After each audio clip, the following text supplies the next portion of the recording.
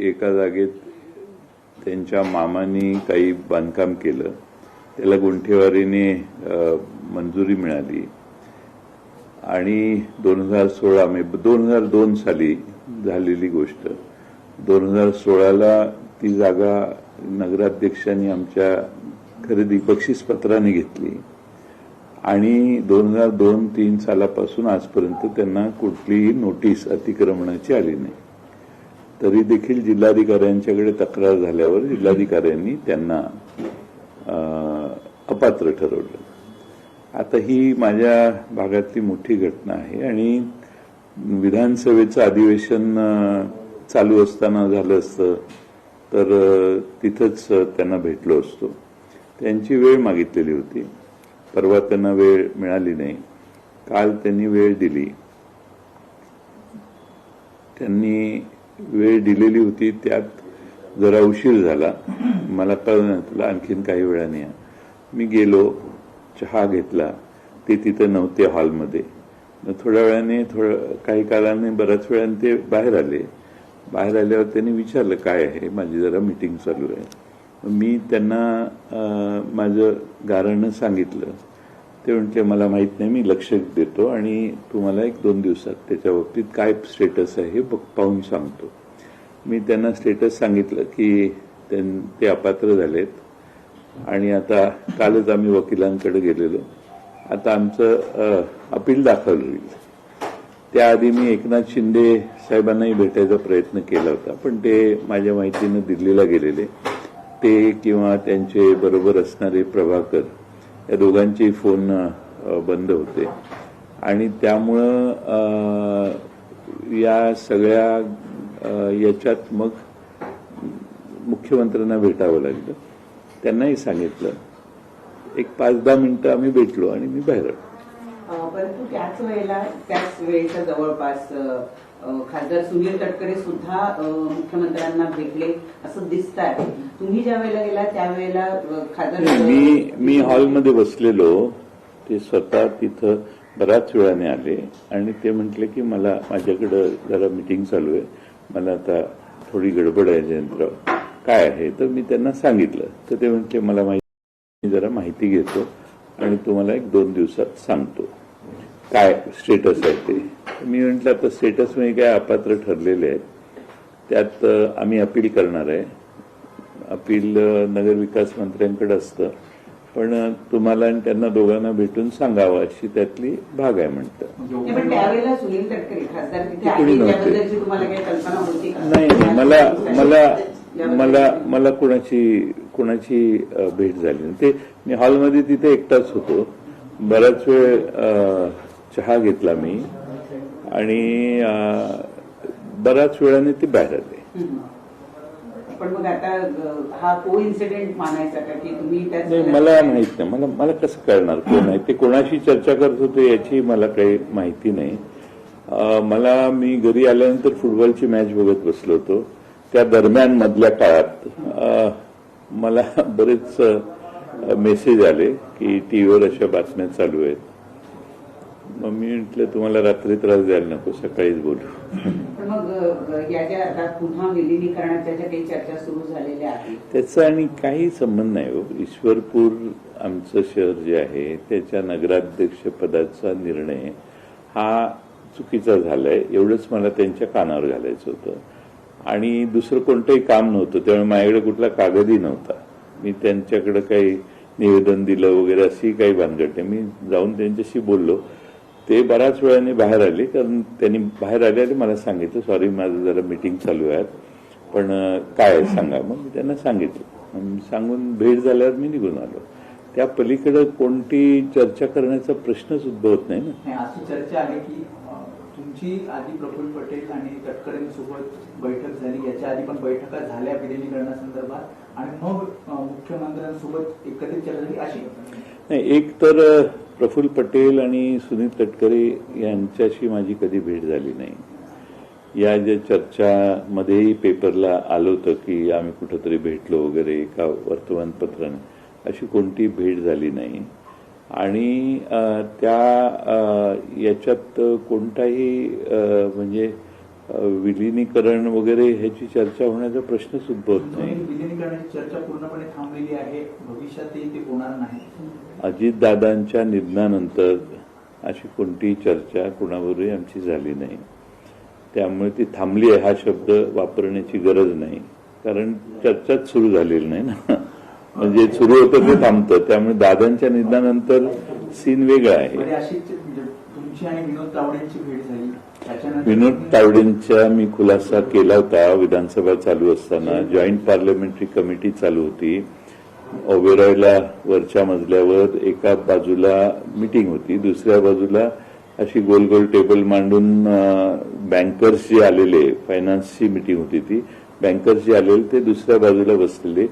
तिथं मी जाऊन, मला सुप्रियाताईंनी सांगितलं तिथे या, आम्हाला दुसऱ्या पक्षीय कारणासाठी भेट पाहिजे होती. तिथं मी जाऊन बसलो. त्यात विनोद तावडे साहेब होते, त्यांच्यावर कॉफी घेतली. अशाही काही बातम्या चालतात की अर्थमंत्री पद हे अजून रिक्त आहे, तर जयंत पाटील यांची वर्णी अर्थमंत्री पदासाठी लागेल. नाही, असं आहे की मी कशाचाच विचार केलेला नाही. तुम्ही माझ्यापेक्षा इतका पुढे का विचार करताय?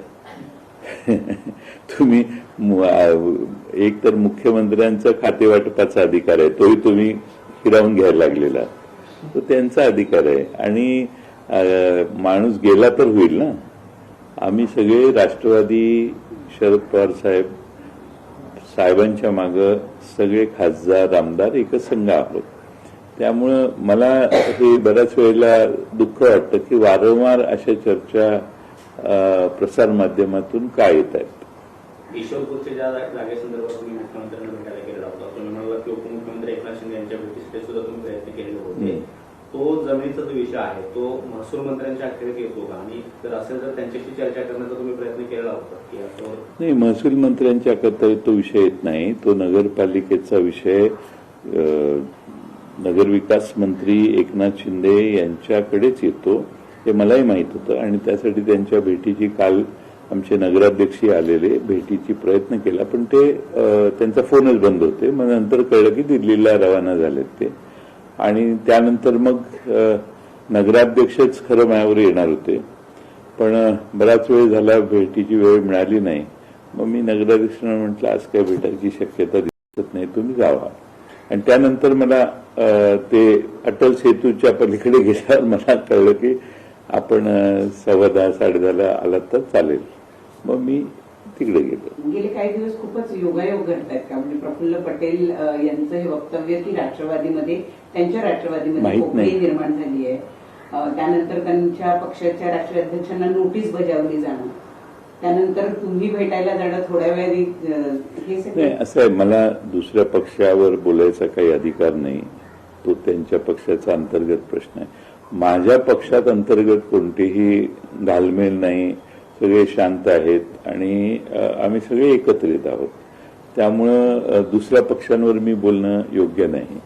आणि कालच्या भेट जी आहे, आता हे आपण ज्यांचा उल्लेख करताय ते दोघं जर मला भेटले असते तर मी तुम्हाला सांगितलं असतं हो भेटले म्हणून. भेटच झाली नाही तर मी हो तर कसं म्हणू. त्यामुळे माझा काही त्यांच्याशी संपर्क होण्याचा प्रश्न यापूर्वी नाही. सुप्रियाताईंच्या लग्नात मात्र हे दोघंही आलेले होते. दोघांची माझी 5 मिनिटं उभ्या त्यांचं स्वागत आम्ही सगळ्यांचंच करत होतो, त्यावेळी त्यांची भेट झाली.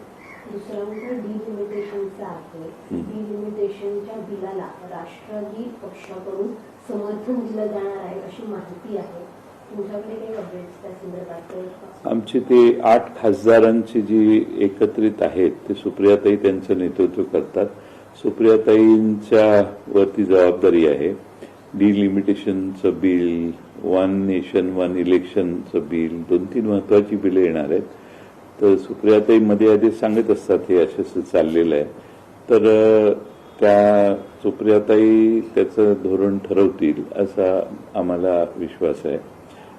त्यांची महिलांच्या आरक्षणाच्या बद्दल विशेष आग्रही त्या नेहमीच राहिलेल्या आहेत. त्यामुळं कदाचित त्या बाबतीत त्यांच्या स्तरावर निर्णय होईल काही. पण सर, मतदारसंघाच्या पुनर्रचनेसंदर्भात जर घटना दुरुस्ती विधेयक आलं तर मग त्या संदर्भात पक्षाची भूमिका सकारात्मक राहील? नाही, आता काय आहे, हे बिल संसदेत येणार आहे. मी विधानसभेचा सदस्य आहे, त्यामुळं मी संसदीय कामकाजाविषयी बोलणं हे त्यांच्यात हस्तक्षेप केल्यासारखं होईल. पण पक्ष म्हणून सर काय भूमिका आहे? पक्षाची जी काही चर्चा झालेली आहे पक्ष म्हणून जी भूमिका आहे ती पक्षाचे त्या आमच्या राष्ट्रीय कार्याध्यक्ष आहेत त्या ठरवतील ना. मी त्यांच्या अधिकारावर हस्तक्षेप करणं हे ethically not correct. Sir Hindi में बताइए कि मराठी में पूरा करते पहले हो गया. सर बीते दिनों आपकी मुलाकात विनोद तावड़े से होती है, उसके कुछ दिनों बाद आप मुख्यमंत्री से मुलाकात करते हैं. ऐसे में सियासी गलियारों में कई तरह की चर्चा जो है वो चल रही है. चर्चा एक सबसे आम चर्चा जो है वो ये है कि एनसीपी शरद पवार गुट एनडीए के करीब होना चाहती है, इसीलिए जयंत पाटिल साहब जो है लगातार मुख्यमंत्री से मुलाकात कर रहे हैं और तालमेल बिठाने की कोशिश कर रहे हैं. क्या स्पष्टता है? लगातार कब मैं मिला उनको? मैंने मेरे मतदार संघ में एक समस्या थी, वो नगराध्यक्ष को अवैध ठहराया गया जो 7,000 वोटों से चुन के आया. उसके बारे में मुझे मुख्यमंत्री जी को मिलना और एकनाथ शिंदे साहब को मिलना आवश्यक था. एकनाथ शिंदे साहब दिल्ली चले गए, मुख्यमंत्री जी यहाँ पे मौजूद थे. मैंने टाइम मांगा, उन्होंने टाइम दिया, उन्होंने मेरे से मुलाकात की 5-10 मिनट. मैं मुझे जो कहना है उनको कहा और मैं वापस आया. मेरे को मुख्यमंत्री जी के साथ पॉलिटिकल चर्चा करने का कोई अवसर नहीं मिला, न तो मैं कोई कोशिश की. एनसीपी को लेकर जो बातें चल रही हैं, शरद चंद्र पवार पार्टी को लेकर जो बातें चल रही हैं कि एनडीए के नए सहयोगी दल के रूप में उन्हें भविष्य में देखा जा सकता है, इससे लेकर पार्टी में अंदरूनी कुछ चर्चा हो रही है. सर हमारे पार्टी में अंदरूनी कोई चर्चा नहीं चालू. हमारी जो भी दिल्ली की दिशा है वो हमारी नेता सुप्रियाताई सुले वो दिल्ली में बैठ के हमारे जो 8 सांसद हैं उनको विचार में रखे, उनके साथ विचार विमर्श करके तय करेंगे.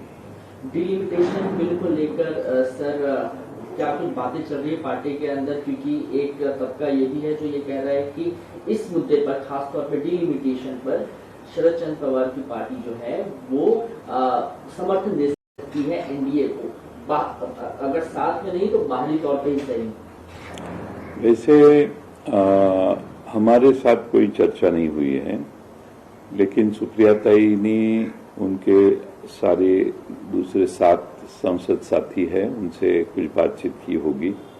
पवार साहब भी है, उनसे भी बातचीत की होगी. अब क्या निर्णय हुआ है मुझे मालूम नहीं. वैसे डिलिमिटेशन में बहुत संख्या बढ़ने वाली है एमएलए और एमपी की, और उससे प्रशासन के ऊपर कोई भार आ सकता है, बहुत एडमिनिस्ट्रेटिव कॉस्ट बढ़ेगी, ऐसा मेरा व्यक्तिगत स्वरूप से मत है.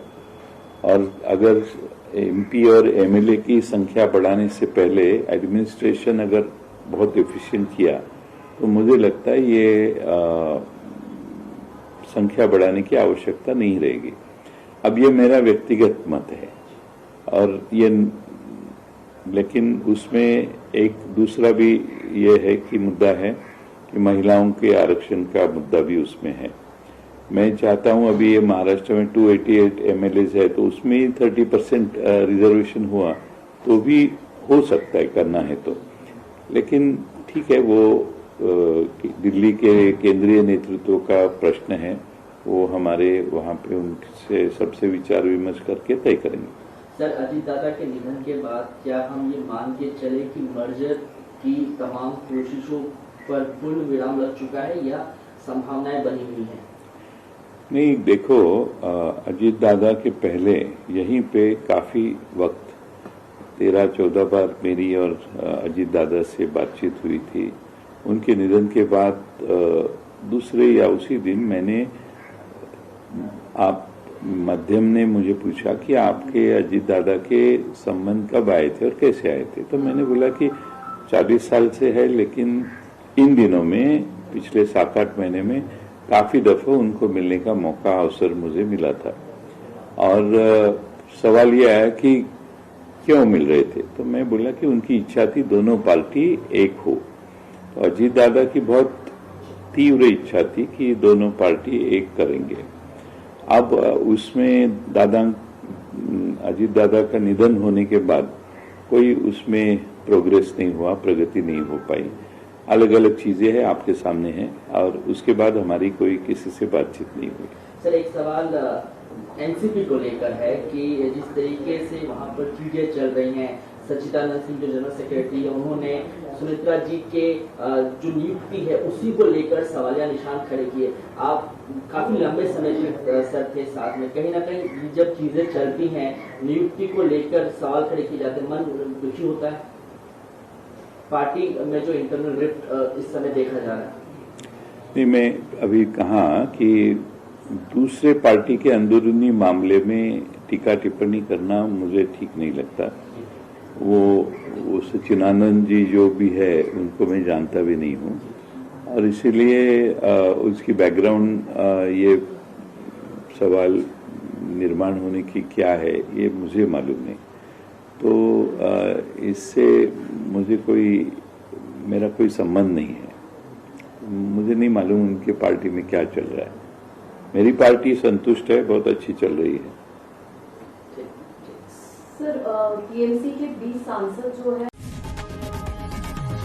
लोकशाही मराठी ऐका, पहा, जागरूक रहा।